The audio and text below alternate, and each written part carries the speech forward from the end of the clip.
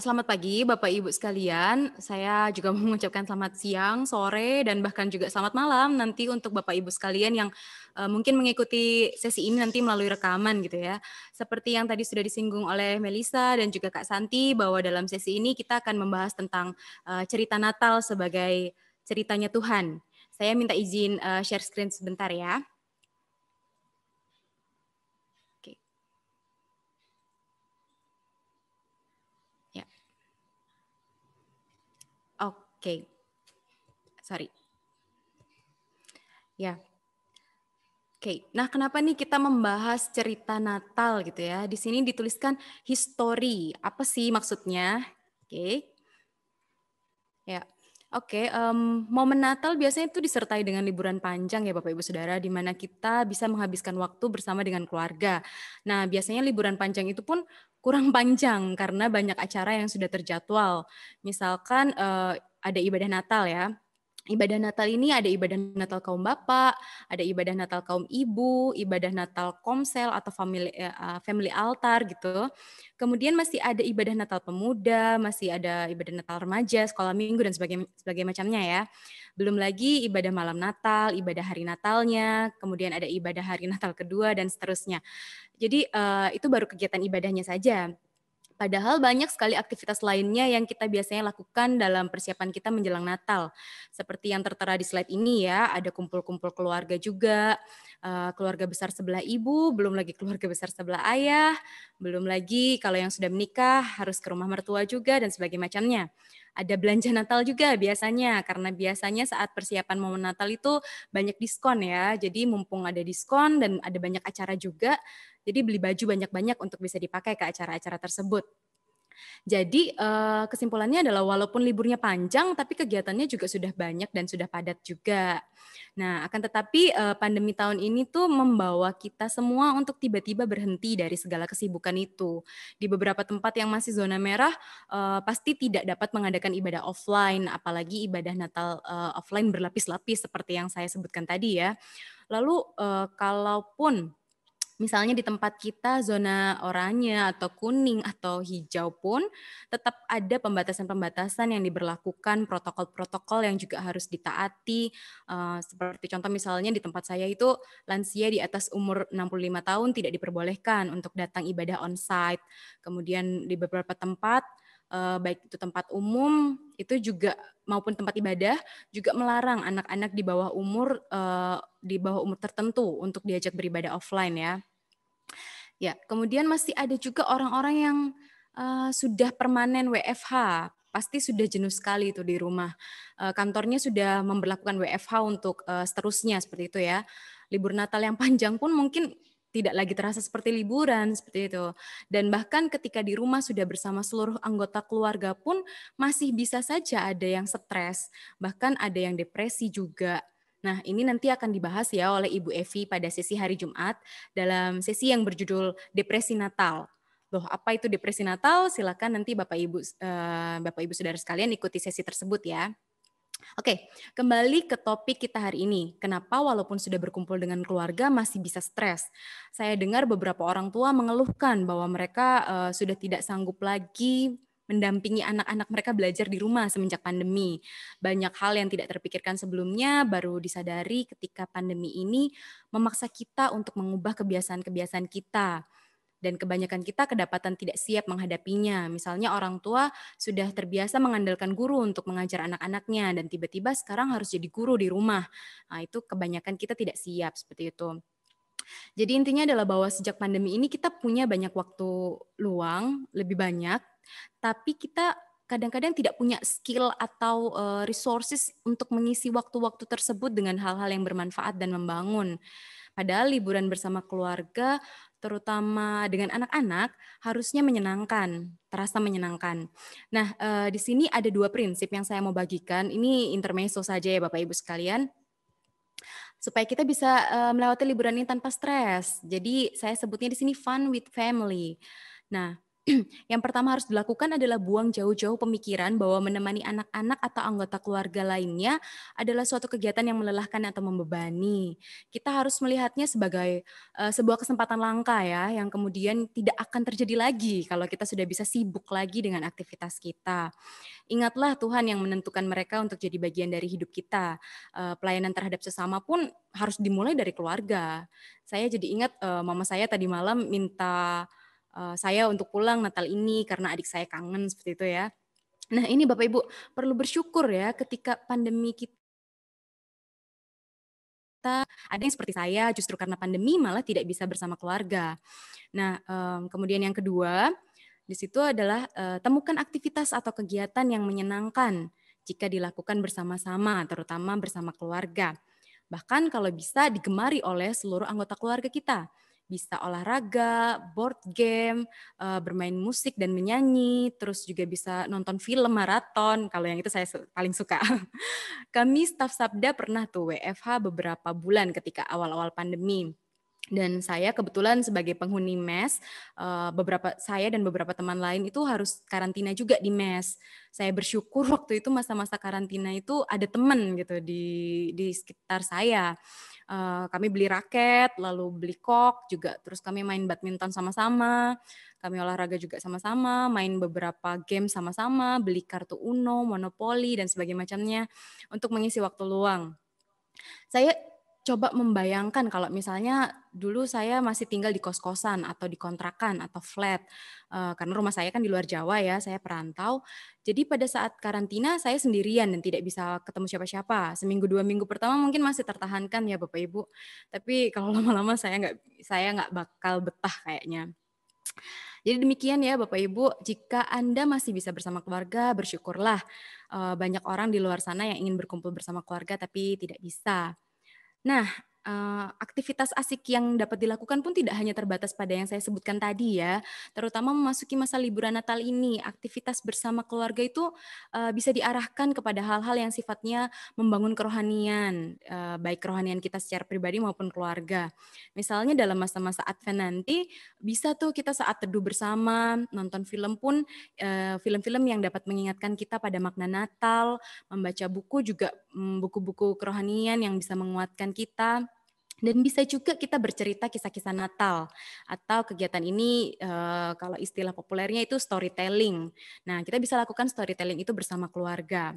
Jadi salah satu kegiatan yang dapat dilakukan selama liburan adalah bercerita kisah-kisah Natal, terutama kepada anak-anak.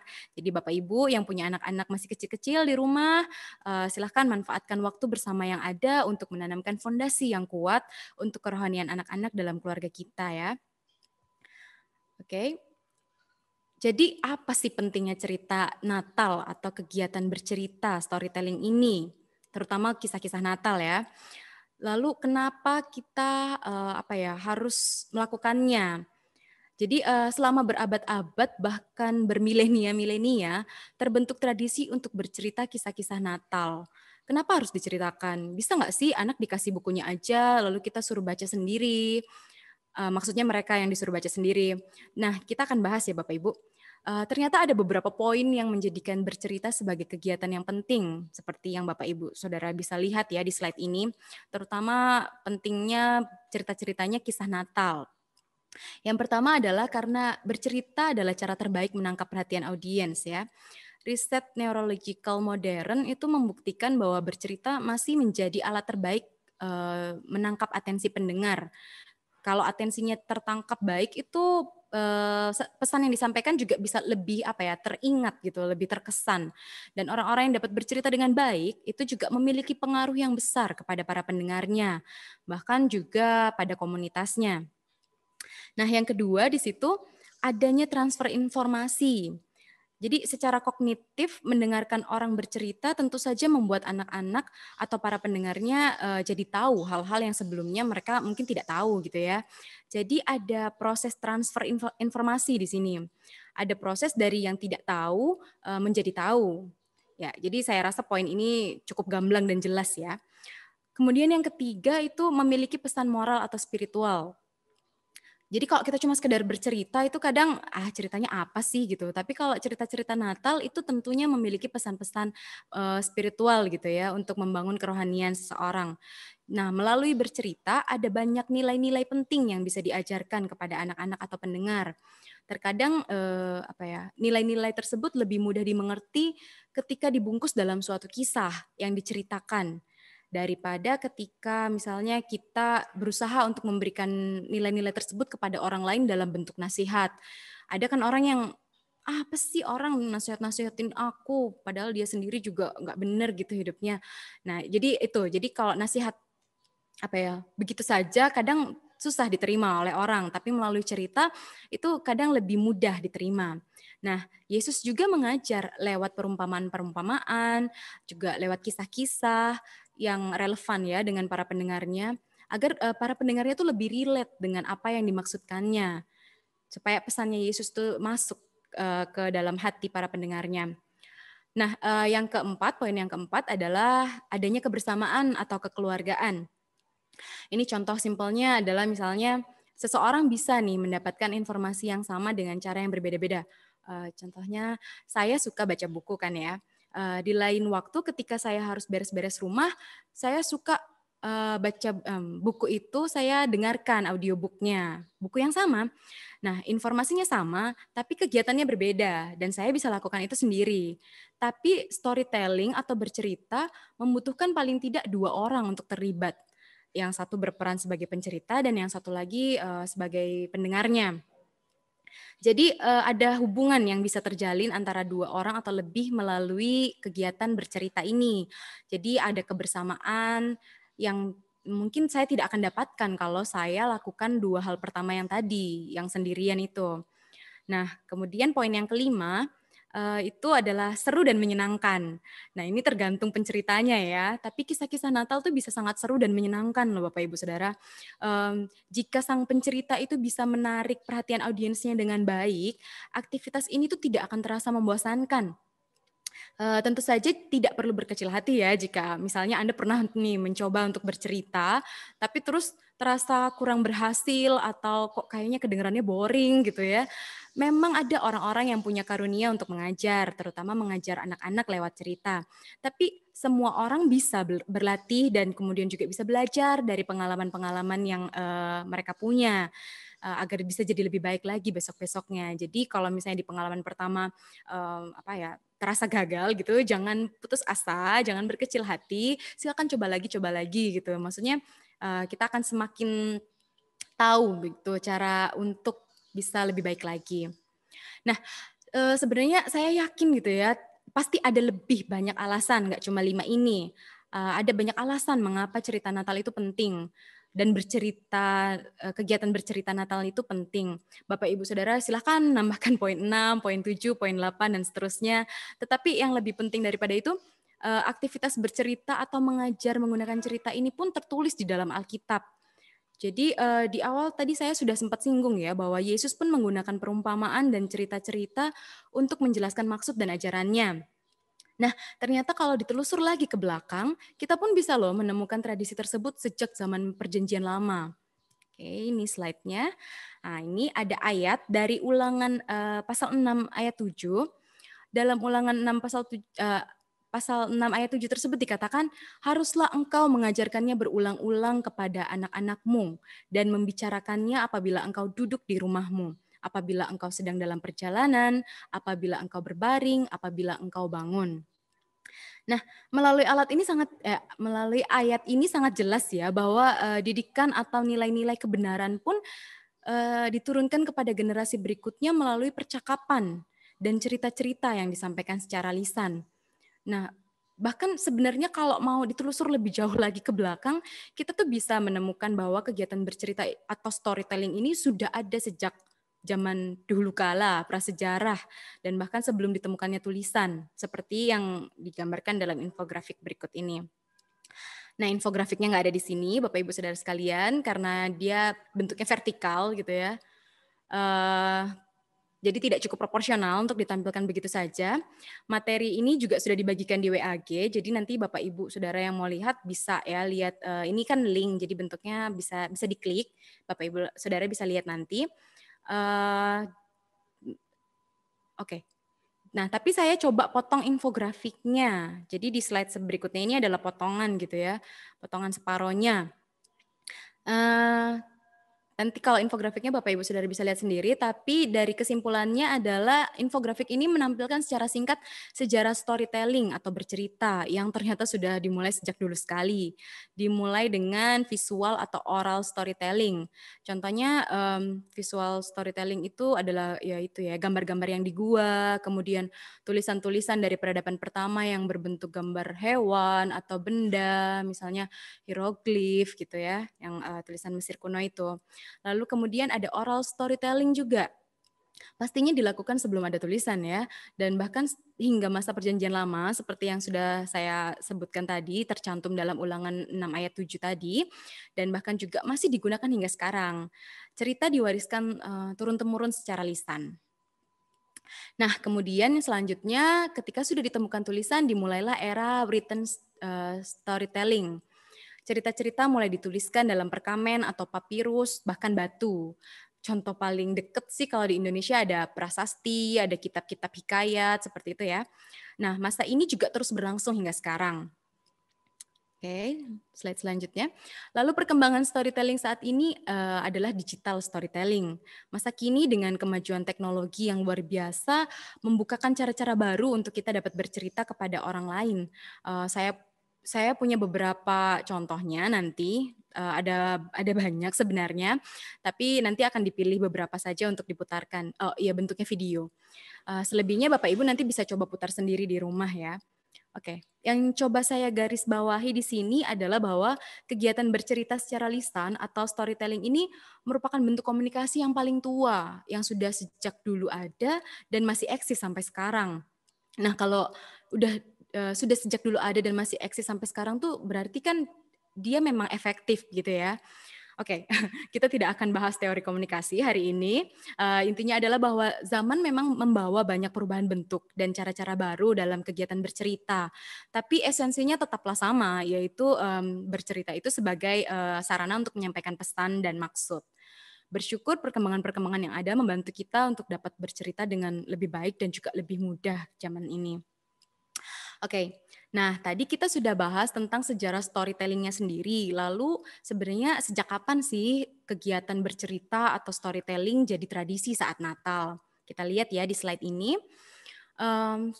Saya mau disclaimer dulu nih, saya tidak menemukan record tertulis kapan waktu tepatnya kegiatan bercerita saat Natal mulai jadi tradisi.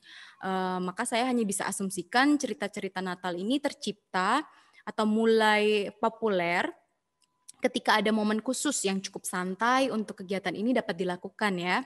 Jadi tidak mungkin ada cerita-cerita Natal kalau tidak ada waktu sekitaran Natal yang dikhususkan untuk melakukannya. Jadi momennya pasti ya saat liburan Natal itu sendiri bukan? Dari sini kita bisa simpulkan ya bahwa terbentuknya tradisi bercerita saat libur Natal pastinya sangat berkaitan erat dengan peristiwa ketika Natal itu sendiri dijadikan hari raya keagamaan yang kemudian akhirnya dijadikan hari libur nasional bahkan mungkin ya. Nah, kalau untuk tracking kapan Natal dijadikan hari libur, saya punya nih artikel dan beberapa sumbernya. Seperti yang dapat dilihat dalam slide ini bahwa pada zaman gereja mula-mula kelahiran Yesus Kristus sebenarnya tidaklah dirayakan ya. Hari raya utama bagi umat Kristen pada saat itu adalah Paskah. Jadi hingga pada abad keempat Paus Julius I menetapkan hari kelahiran Yesus Kristus pada tanggal 25 Desember seperti yang sampai saat ini ya kita rayakan. Nah, meskipun banyak kalangan meragukan dan menentang keputusan tersebut, tapi tanggal itu menjadi tanggal yang apa ya, yang kita rayakan sampai sekarang. Terlepas dari kontroversinya, sejak saat itu merayakan Natal akhirnya jadi tradisi umat Kristen yang kemudian menyebar luas seiring dengan penyebaran agama Kristen itu sendiri ya. Jadi pada abad pertengahan itu kekristenan sudah jadi mayoritas, jadi agama mayoritas di dunia dan cara merayakan Natal sangatlah beragam sesuai dengan budaya di masing-masing tempat.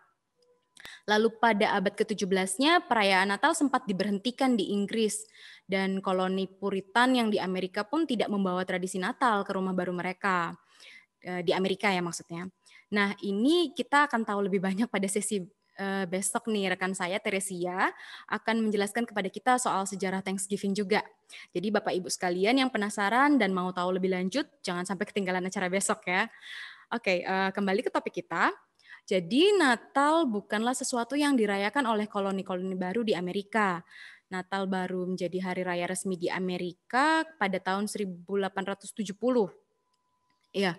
Nah, karena umat Kristen di Amerika kekurangan contoh dari generasi di atas mereka dalam hal merayakan Natal dan juga faktor bahwa mereka juga habis berperang pada saat itu kalau tidak salah pada Civil War, mereka tidak mengadopsi tradisi Natal yang dari Inggris, namun membuat tradisi-tradisi baru atau mengadopsi tradisi-tradisi di sekitar mereka.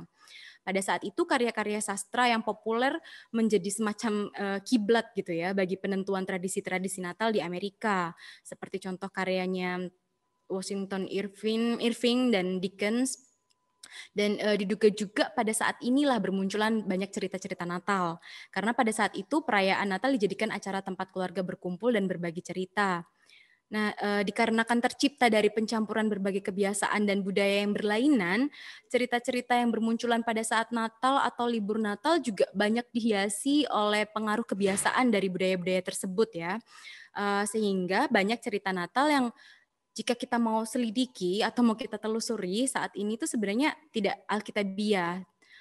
Oke, namun sebelum kita mencoba menilai mana yang alkitabiah dan mana yang tidak, mari kita simak dulu ya slide berikut ini. Oke, ini. Ya, jadi cerita Natal Alkitabiah itu utamanya adalah cerita yang sesuai dengan kisah kelahiran Kristus dan karya penyelamatan Allah bagi umat manusia melalui Kristus sesuai dengan apa yang tertulis di dalam Alkitab gitu ya. Jadi dalam arti sempit semua cerita Natal yang lain apalagi yang fiksi sudah jelas tidak Alkitabiah. Namun kita juga perlu melihat secara luas ya di sini. Di sini juga cerita Natal itu sebenarnya adalah juga cerita-cerita yang dapat mengajarkan nilai-nilai atau makna-makna Natal sejati seperti contohnya kasih, pengharapan, damai sejahtera, sukacita dan lain-lain ya. Akan tetapi ada tapinya nih. Jadi tanpa memberikan kredit kepada Yesus sebagai satu-satunya jalan untuk mencapai semua itu tadi ya, kasih, pengharapan, sukacita, maka cerita itu tetap tidak dapat digolongkan sebagai cerita Natal Alkitabiah. Ya, jadi ya menurut pendapat saya pribadi dan juga pendapat beberapa rekan lain yang saya ajak berdiskusi, satu prinsip dasar yang harus dipegang adalah bahwa jika Yesus Kristus dan karya keselamatannya tidak tersampaikan atau tidak terberitakan melalui cerita itu, maka cerita itu bukanlah cerita Natal yang alkitabiah. Oke, nah saya mau dengar juga pendapat dari Bapak Ibu Saudara mengenai hal ini nanti ya. Jadi Bapak Ibu Saudara bisa tuliskan sekarang di live chat pendapat Bapak Ibu Saudara sekalian mengenai hal ini. Nanti pada saat setelah presentasi kita bisa diskusikan hal ini lebih lanjut. Itu ya Mbak Santi, saya minta izin untuk nanti dibahas soal ini ya. Oke. Iya, makasih Mbak Santi. Oke, untuk sekarang kita lanjut dulu ya Bapak Ibu. Nah, setelah kita tahu apa pentingnya cerita Natal, lalu kita juga sudah merangkum sejarah aktivitas storytelling saat libur Natal juga. Dan tadi juga kita sudah bahas tentang cerita Natal Alkitabiah. Terus apa lagi nih yang harus dibahas? Apalagi yang kita perlu tahu dari cerita Natal? Mungkin Bapak Ibu bilang, oh masih banyak nih, contoh-contohnya belum gitu ya. Nah banyak hal yang bisa dibahas dan digali untuk topik semacam ini. Tapi karena keterbatasan waktu, kita langsung lanjut saja ke hal praktikal ya. Nah saya coba kumpulkan beberapa tip tentang bagaimana bercerita yang baik untuk saya bagikan kepada Bapak Ibu sekalian ya. Nah dalam slide ini ada 10 tips bercerita yang baik. Nah, tapi sebelumnya ini ya, tanpa mengurangi rasa hormat, saya mau disclaimer dulu di awal bahwa saya bukan expert dalam bercerita, Bahkan mungkin saat ini ada Bapak Ibu Saudara yang sedang mengikuti sesi ini sambil mengantuk misalnya, saking boringnya ya. Tapi ketika disuruh pilih topik untuk dipresentasikan, entah mengapa saya tertarik untuk membawakan materi cerita Natal ini. Tapi setelah dipikir-pikir mungkin saya tertariknya tuh karena saya suka menulis. Jadi sama-sama kegiatan bercerita tapi lewat tulisan, bukan oral atau verbal seperti itu ya. Dan walaupun berbeda dalam praktek dan pelaksanaannya, tapi esensinya sama, yaitu menyampaikan sebuah pesan kepada orang lain. Nah, mungkin di situ saya tertarik mengambil materi ini. Hitung-hitung saya juga sambil belajar. Jadi karena saya juga sambil belajar, saya juga mau disclaimer poin yang kedua, yaitu bahwa saya sadar gitu ya, bahwa mungkin Bapak Ibu Saudara yang hadir di Zoom meeting saat ini atau yang juga mengikuti lewat live streaming YouTube, mungkin lebih pakar, lebih ahli gitu ya dalam storytelling, dalam bercerita yang baik. Nah, nanti jadi saya ingin berkata bahwa saya tidak menggurui ya dari tips dan trik yang ini yang saya tampilkan ini. Atau memang Bapak Ibu sudah punya talenta bercerita sejak dulu, bertahun-tahun pelayanan anak. Jadi nanti mungkin Bapak Ibu yang sudah berpengalaman bisa juga membagikan ya tips dan triknya Bapak Ibu sendiri gitu. Nah, supaya kita semua bisa semakin diperkaya wawasannya, nanti saya sangat berharap Bapak Ibu sekalian juga mau diajak ngobrol misalnya nanti oleh Mbak Santi, bisa juga lewat raise hand ya Bapak Ibu sekalian. Nah, poin terakhir yang saya juga mau disclaimerkan adalah bahwa tips dan trik ini berlaku secara general, jadi tidak hanya untuk bercerita kisah-kisah Natal saja, gitu ya.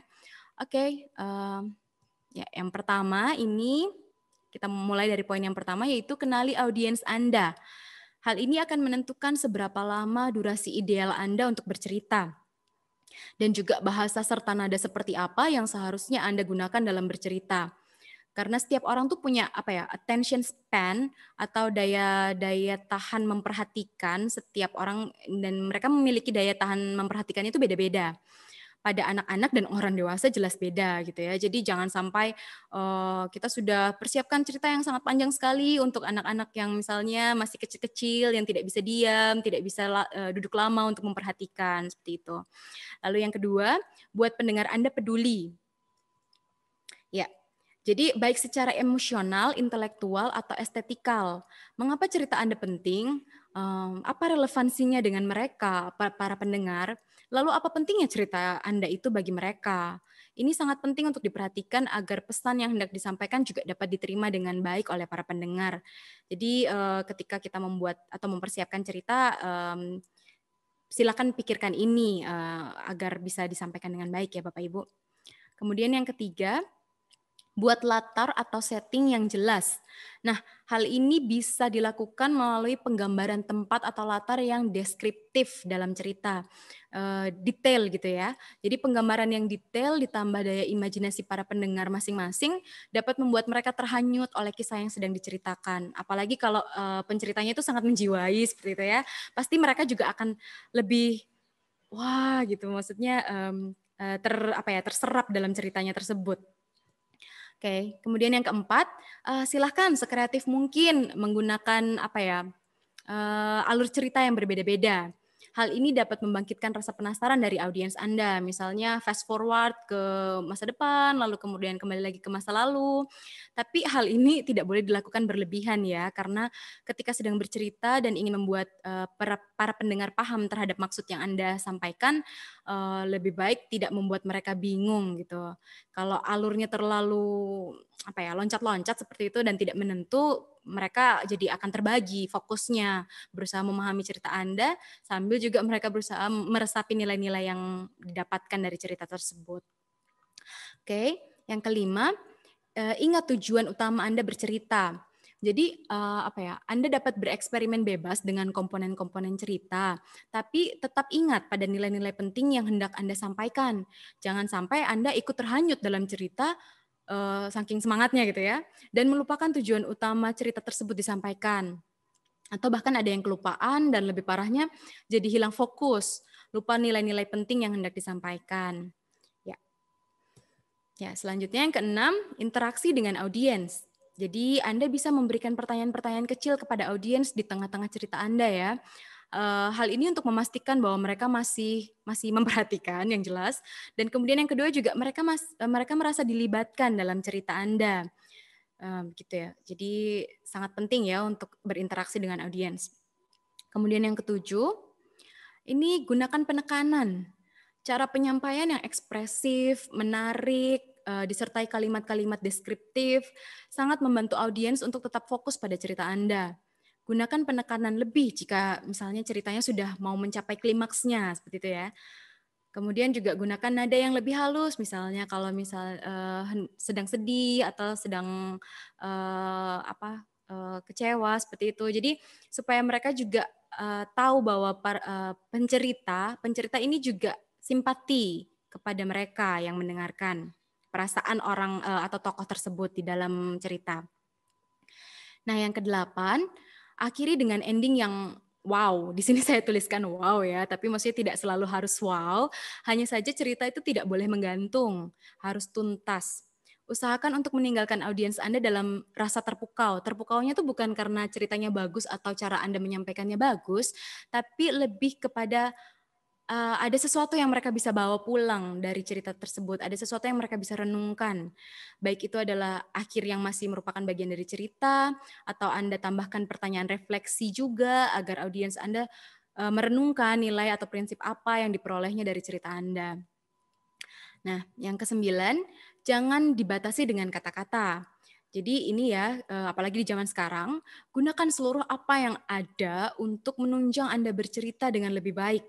Misalnya, pasti Bapak Ibu tidak asing ya, bisa menggunakan gambar, bisa menggunakan video, bahkan bisa menggunakan musik dan lagu, musikalisasi dan sebagainya macamnya. Terutama di zaman yang serba canggih ini, itu manfaatkan semua yang ada. Jadi jangan fokus pada, ya aku taunya cuma storytelling ya tanpa alat gitu, tanpa alat bantu, ya cuma itu aja, juga jangan seperti itu. Oke, kemudian yang terakhir, nikmati prosesnya. Anggap segala hal yang Anda ceritakan adalah petualangan yang akan dinikmati oleh para audiens. Nah, kalau itu petualangan, Anda berharap audiens menikmatinya, tapi Anda nggak enjoy menceritakannya. Itu juga nggak bisa ya. Jadi audiens akan meniru atau merasakan apa yang Anda rasakan saat Anda bercerita.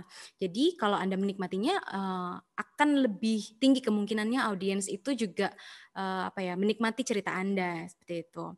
Nah, demikianlah 10 tips yang saya bisa kumpulkan ya dari beberapa sumber. Nah, khusus untuk cerita Natal Alkitabiah, saya merasa perlu menambahkan dua poin terakhir, yaitu ajak audiens Anda melihat yang pertama, di mana campur tangan Tuhan dalam cerita tersebut. Jadi ini tadi ya, bisa melalui pertanyaan refleksi, Anda kembali tanyakan kepada audiens Anda apa yang mereka lihat di mana campur tangan Tuhan dalam cerita tersebut. Kemudian yang kedua, pelajaran apa tentang Kristus yang didapat dari tokoh, dari peristiwa yang terjadi dalam cerita tersebut. Ya. Begitu ya Bapak Ibu Saudara yang bisa saya bagikan untuk tips dan trik dalam bercerita, terutama cerita-cerita atau kisah-kisah Natal.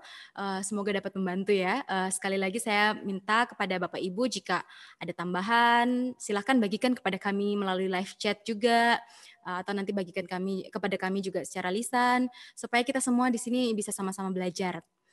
Oke. Hal praktis lainnya selain tips dan trik tentu saja adalah kita belajar langsung ya dari contohnya. Nah, saya ini sudah menyediakan beberapa contoh yang bisa kita lihat. Salah satunya akan dibawakan live. Jadi saya minta tolong, minta tolong kepada rekan saya, Melisa, itu untuk membawakan salah satu cerita Natal secara live gitu ya. Jadi saya mau minta izin dari Kak Santi sebagai moderator untuk saya diperbolehkan mengundang rekan saya Melisa untuk membantu saya untuk storytelling saat ini. Boleh ya Kak Santi? Iya, Pinkan. Boleh, Pinkan. Oke. Ya. Saya turunkan share screen dulu ya ini berarti. Ya, oke. Melisa bisa siap-siap ya, Melisa. Iya, Mbak Santi.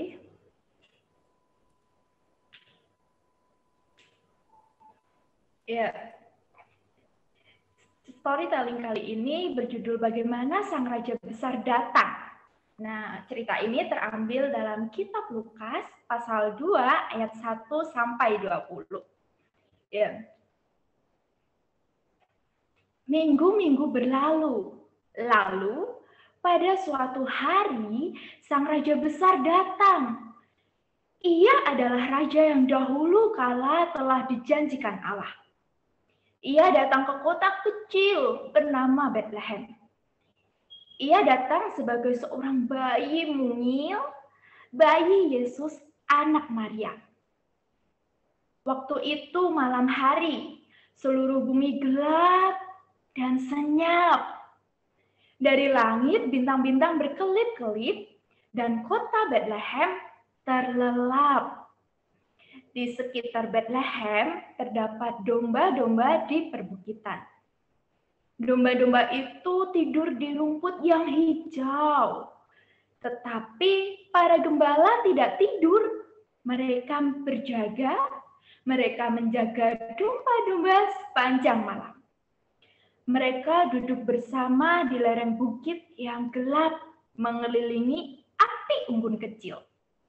Mereka bercakap-cakap dengan lembut. Lalu tiba-tiba para gembala itu melihat sebuah cahaya terang dari langit. Cahaya itu terang sekali, seperti cahaya matahari. Cahaya itu turun ke bumi, menyinari para gembala. Para gembala takut akan cahaya itu. Mereka tidak tahu itu apa. Mereka semua berdiri. Lalu mereka melihat seorang malaikat berdiri di dalam cahaya itu. Cahaya itu adalah cahaya kemenangan dari surga. Ketika para gembala melihat malaikat itu, mereka makin bertambah takut. Tetapi malaikat itu berkata kepada para gembala, "Jangan takut, aku membawa berita kesukaan besar bagimu dan bagi setiap orang. Hari ini telah lahir bagimu juru selamat, yaitu Kristus Tuhan di kota Bethlehem." Wah, itu kabar baik. Sang raja besar akhirnya datang. Lalu malaikat itu melanjutkan, "Sekarang engkau boleh pergi melihatnya. Engkau akan menemukannya di dalam sebuah palungan, dibungkus dengan kain lampin." Kemudian muncul lagi sebuah cahaya terang menutupi seluruh angkasa. Seluruh angkasa penuh dengan malaikat yang bersinar-sinar. Para malaikat itu mulai bernyanyi. Mereka menyanyikan, "Kemuliaan bagi Allah, kemuliaan bagi Allah di tempat yang maha tinggi. Damai sejahtera di bumi di antara orang yang berkenan kepadanya." Alangkah merdunya mereka bernyanyi. Musik mereka melayang-layang turun dari langit. Dan cahaya kemuliaan dari surga menyinari para gembala itu. Para gembala diam berdiri. Mereka terus-menerus mendengarkan. Akhirnya, para malaikat berhenti menyanyi. Mereka pergi dan kembali ke surga.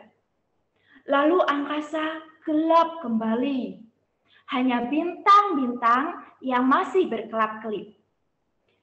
Dan perbukitan tempat domba-domba berbaring tidur juga gelap. Para gembala berkata satu sama lain, "Marilah kita pergi ke Bethlehem. Kita harus melihat anak yang ajaib itu." Dengan bergegas, mereka menuruni bukit ke Bethlehem. Di sana mereka menjumpai Maria dan Yusuf di sebuah kandang. Tidak ada kamar lagi dimanapun.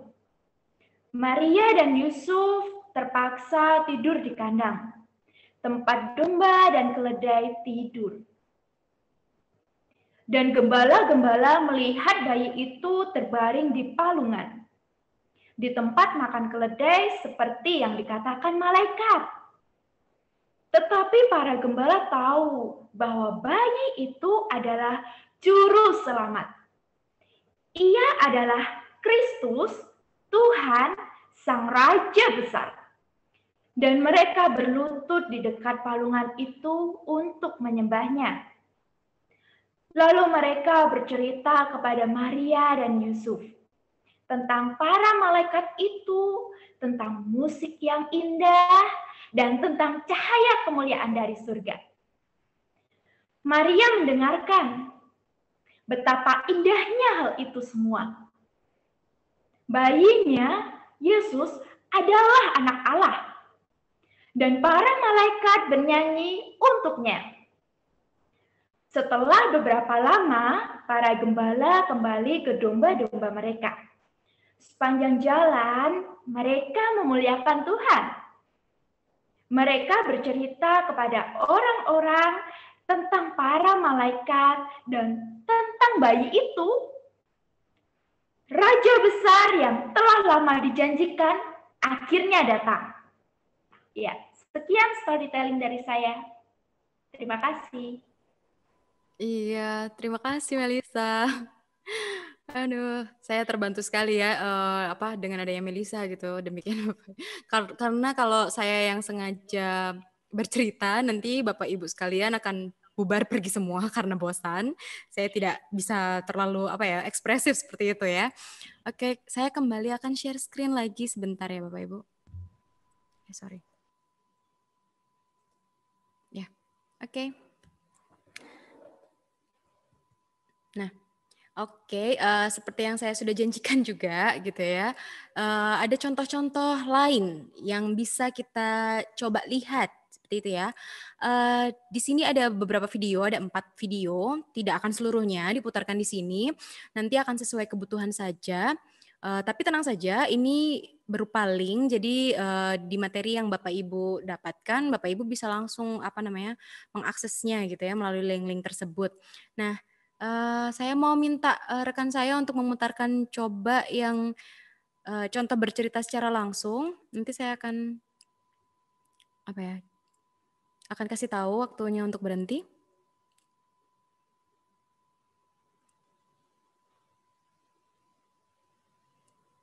Yang nomor 1.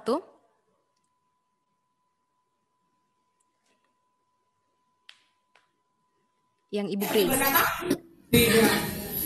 Pertanyaan nomor 8. Siapakah mereka? Mungkin sangat cepat loh ini ya. Cepat loh ya. Siap-siap loh ya.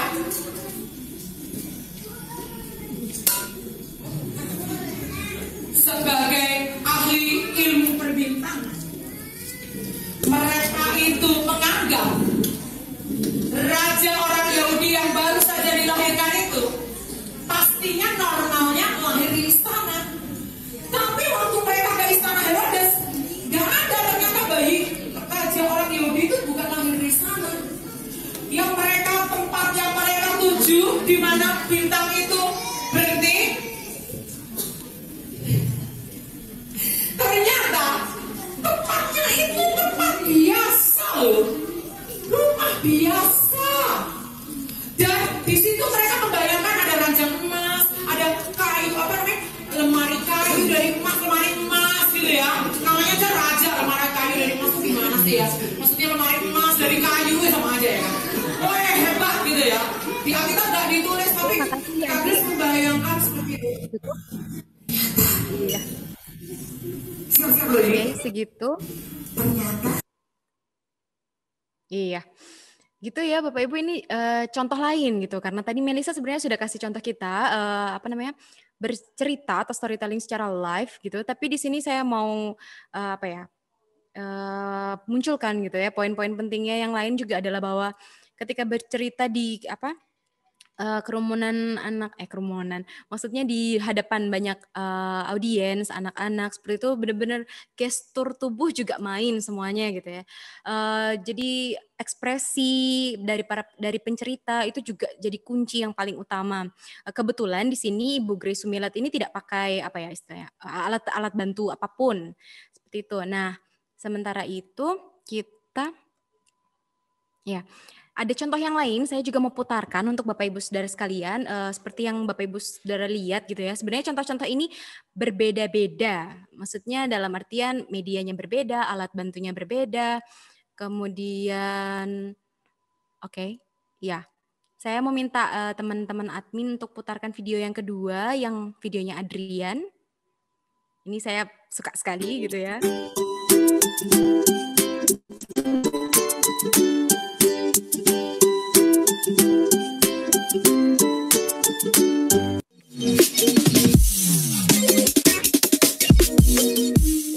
Hai guys, hari ini Adrian lagi sekolah. Adrian cantik kan? Adrian hari ini Adrian di sekolah karena Adrian bosan terus di rumah. Guys, hari ini sekarang Adrian di sekolah. Adrian menceritakan tentang Yesus lahir di sebuah kota kecil bernama Nazaret. Hiduplah seorang wanita muda bernama Maria. Suatu hari sesosok malaikat mengunjunginya. Engkau akan memiliki bayi yang istimewa, anak Allah. Katanya, engkau harus menamai dia Yesus. Guys, sekarang kita membaca slide kedua. Maria sangat bahagia. Ia menyanyikan sebuah lagu untuk memuji Allah. Maria menikah dengan seorang tukang kayu bernama Yusuf. Maria makasih Andi. Kelahiran bayinya. Nah, sekarang kita membaca slide. Ya, itu ya. Kalau yang ini tadi barusan itu contoh storytellernya yang masih anak kecil gitu ya. Jadi sebenarnya skill ataupun kepedean untuk bercerita, untuk storytelling itu bisa dipupuk sejak kecil gitu, tidak melihat usia. Saya sangat suka sekali gitu ya lihat orang tuanya pasti yang mengajarinya untuk seperti itu. Dan kemudian ini bentuknya adalah vlog. Jadi menggunakan media yang ada yang istilahnya hits gitu ya, yang hype saat ini untuk berstorytelling. Jadi saat digital saat ini benar-benar terbuka kemungkinan sebesar-besarnya untuk dimanfaatkan untuk kita bisa berstorytelling atau bercerita, terutama kisah-kisah Natal kepada banyak orang gitu ya. Maksudnya ketika Adrian bercerita misalnya kepada mamahnya, papahnya, atau kepada temannya, kan terbatas cuma kepada orang-orang itu saja. Tapi dengan di-vlogkan, dengan diviralkan di YouTube seperti itu, dia bisa bercerita kepada lebih banyak orang dan lebih banyak orang juga merasa terberkati gitu ya. Jadi silahkan, itu yang tadi saya maksudkan juga dengan gunakan media apapun yang ada saat ini yang tersedia untuk bisa kita berstorytelling. Nah, kemudian ada yang ketiga ini contoh bercerita menggunakan video animasi, bisa saya minta tolong untuk diputarkan.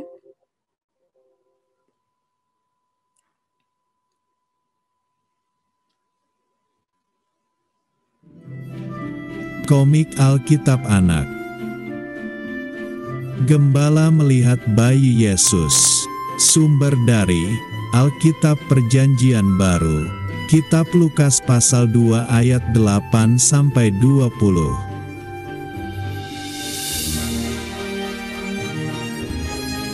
Pada malam hari, para gembala sedang menjaga binatang ternak mereka.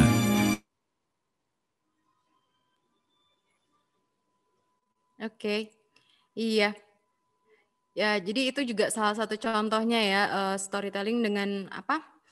Kalau di situ sih sebenarnya cuma gambar-gambar tidak bergerak, tapi kemudian diberikan suara, dijadikan video, diberikan narasi maksudnya, sehingga itu dapat menjadi video storytelling gitu. Jadi memang tidak ada, kita tidak bisa lihat ekspresi dari penceritanya, tapi di sini sang pencerita juga bisa bermain di nada suara, di tone-nya, di suasananya, itu semuanya di set melalui suara seperti itu. Jadi sangat beragam sekali macam-macam storytelling. Bapak Ibu juga bisa googling sendiri, dan di sana juga banyak contoh-contoh yang lain. Kemudian juga kalau yang tadi adalah benar-benar video storytellingnya, dalam artian orangnya, medianya, dan alatnya.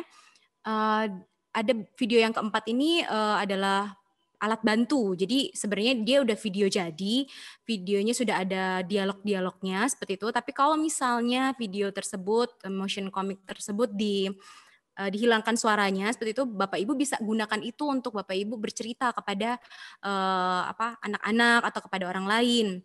Kisahnya juga sama sebenarnya, kisah Natal, kelahiran Yesus, inkarnasi. Itu kebetulan adalah video dari Kingston Comic. Mungkin tidak perlu diputarkan saja ya, karena Bapak Ibu bisa putar nanti juga. Dan itu kalau yang video terakhir ini juga ada di paket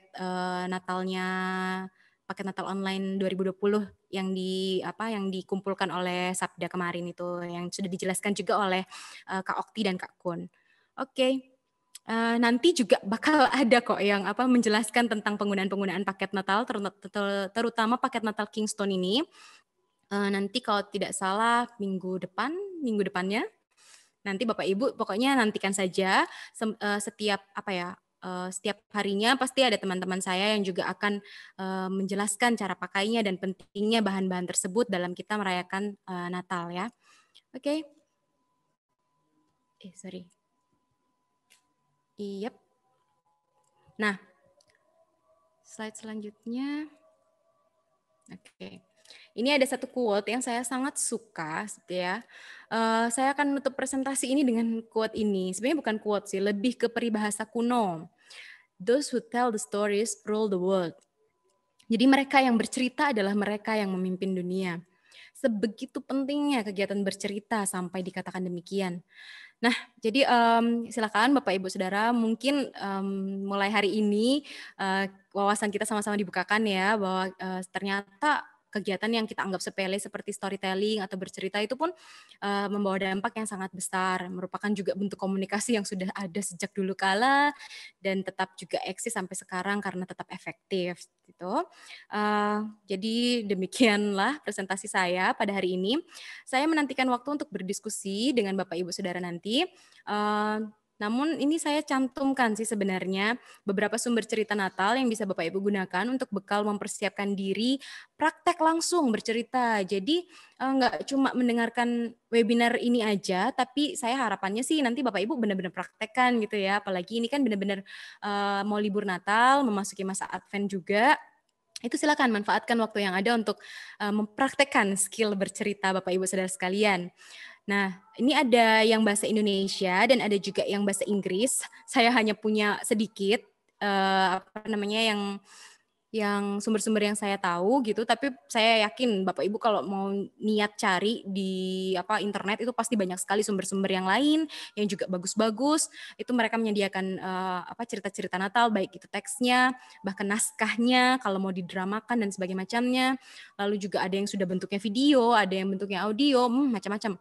Pokoknya silahkan itu diekspor sendiri, link-linknya juga itu bisa diakses. Saya bisa mengakhiri presentasi saya di sini. Jadi saya berharap ini semua dapat memberkati kita semua, membuka wawasan agar kita semua juga bisa memanfaatkan waktu kita yang ada bersama keluarga dengan baik, salah satunya dengan kegiatan bercerita.